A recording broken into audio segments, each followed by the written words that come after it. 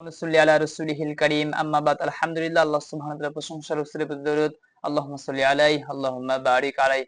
আল্লাহ সুবহানাহু ওয়া তাআলা তাফসীর আজকে আমাদের 14তম পর্ব। কোরআনের তাফসীর, কোরআন দিয়ে ফাসিক কারা এবং আখিরাতে ক্ষতিগ্রস্ত হবে কারা। আমরা কেউ ফাসিক হতে চাই না, ঠিক তেমনি ভাবে আখিরাতেও আমরা ক্ষতিগ্রস্ত হতে চাই না। আমরা সবাই সফলকাম হতে চাই, আমরা সবাই মুমিন হতে চাই, মুত্তাকি হতে চাই। আমরা যদি কাউকে বলি যে সে ফাসিক, সে অসন্তুষ্ট হয়ে যায়, এবং আমরা যদি কাউকে বলি সে আখিরাতে ক্ষতিগ্রস্ত হবে, সে ধ্বংস হবে, সেও অসন্তুষ্ট হয়ে যায়। তা আমরা আল্লাহ সুবহানাহু ওয়া তাআলা তাফসীর, আল্লাহ সুবহানাহু নিজেই বলছেন ওয়ালা ইয়াতুনাকা বিমাসালিন ইল্লা জিনাকা বিল হাক্কি ওয়া আহসানা তাফসীরা। আল্লাহ কোরআনের মধ্যে নিজেই বলছেন তাফসীরা, যে উহারা আপনার নিকট এমন কোন সমস্যা উপস্থাপন করে না যাহার সঠিক সুন্দর সমাধান আমি তোমাকে দান করি নাই, যার সুন্দর ব্যাখ্যা আমি তোমাদেরকে দান করি নাই। তাফসীর মানে হইতেছে ব্যাখ্যা, কোরআনই হইতেছে তাফসীর। আর কিছু কিছু শব্দ আল্লাহ সুবহানাহু নিজেই তাফসীর করেছেন। যেমন আজকে আমরা বলবো ফাসিক কারা এবং আখিরাতে ক্ষতিগ্রস্ত কারা। আল্লাহ সুবহানাহু ওয়া তাআলা এই ফাসিকের ব্যাপারে বলতেছেন সূরা ইমরান ৩ নম্বর সূরা ৮১ নম্বর আয়াতের মধ্যে আল্লাহ সুবহানাহু ওয়া তাআলা বলেন ওয়া ইয আখাযাল্লাহু মিসাকান নাবিয়্যিনা লামা আতাইতুকুম মিন কিতাবিন ওয়া হিকমাতিন সুম্মা জাআকুম রাসূলুম মুসাদ্দিকুন লিমা মাআকুম লা তু'মিনুন্না বিহি ওয়া লা তানসুরুন্না قال أقررتم وأخذتم على ذلكم إصري قالوا أقررنا قال فاشهدوا وأنا معكم من الشاهدين। আল্লাহ সুবহানাহু ওয়া তাআলা বলতেছেন, স্মরণ করো যখন আল্লাহ তাআলা নবীদের নিকট থেকে এই অঙ্গীকার নিয়েছিলেন যে আমি তোমাদেরকে কিতাব দিয়েছি এবং জ্ঞান যা কিছু তোমাদেরকে দান করেছি, অতঃপর তোমাদের কাছে যা কিছু আছে তার সমর্থন কোন রাসূল যখন তোমাদের নিকট আসবে তখন তোমরা ঈমান আনয়ন করবে এবং তাকে সাহায্য করবে। আল্লাহ সুবহানাহু ওয়া তাআলা অঙ্গীকার নিয়েছিলেন, কি অঙ্গীকার? তোমরা ঈমান আনয়ন করবে, ঈমান আনতে হবে এবং রাসূলদেরকে কি করতে হবে? সাহায্য করতে হবে। আল্লাহ সুবহানাহু ওয়া তাআলা এরপরে তিনি বলতেছেন, তিনি জিজ্ঞাসা করলেন তোমরা অস্বীকার করলে তো, এবং যে বিষয়ে আমি তোমাদের নিকট হতে অঙ্গীকার নিলাম তোমরা তা মানলে তো? তারা বলল আমরা অস্বীকার করলাম। তারা কি বললো? আমরা অস্বীকার করলাম। আল্লাহ বলেন তোমরা সাক্ষী থাকো এবং আমি তোমাদের সঙ্গে সাক্ষী থাকলাম। আল্লাহ সুবহানাহু ওয়া তাআলা তাদেরকে ঈমান আনার জন্য বলেছিলেন যে ঈমান আনতে হবে, রাসূলদেরকে সাহায্য করতে হবে।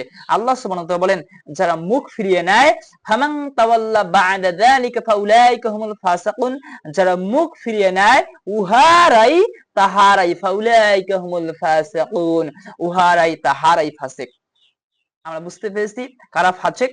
আমরা কোরআন দিয়ে কোরআন তাফসীর করলাম। আল্লাহ তাআলা বলেন ফাউলাইকা হুমুল ফাসিকুন, আমরা কেউ ফাসিক হইতে চাই না। তবে সুতরাং যারা ঈমান আনয়ন করে না, রাসূলদেরকে, নবীদের প্রতি ঈমান আনে, আল্লাহর প্রতি, রাসূলদের প্রতি ঈমান আনয়ন করে না এবং তাদেরকে সাহায্য করে না, আল্লাহ সুবহানাহু ওয়া তাআলা বলেন যারা মুখ ফিরিয়ে নেয় তাহারাই হলো ফাসিক।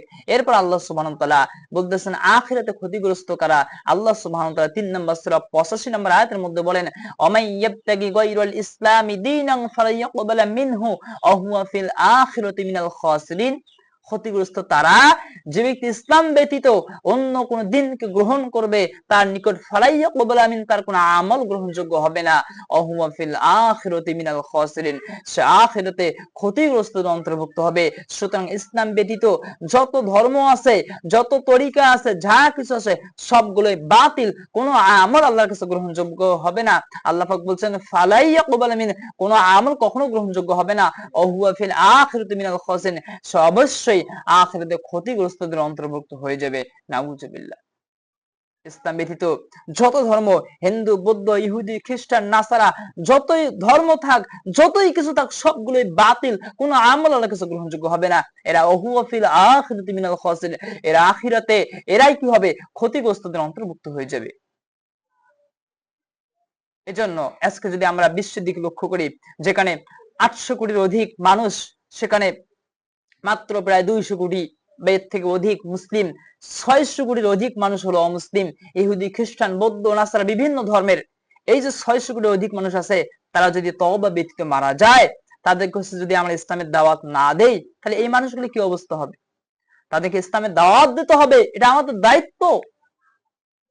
অমুসলিমদের কাছে ইসলামের সৌন্দর্য তুলে ধরতে হবে, তাদেরকে এক আল্লাহর দিকে আহ্বান করতে হবে, এক আল্লাহর কথা বলতে হবে, আল্লাহর দিকে তাদের কি করতে হবে?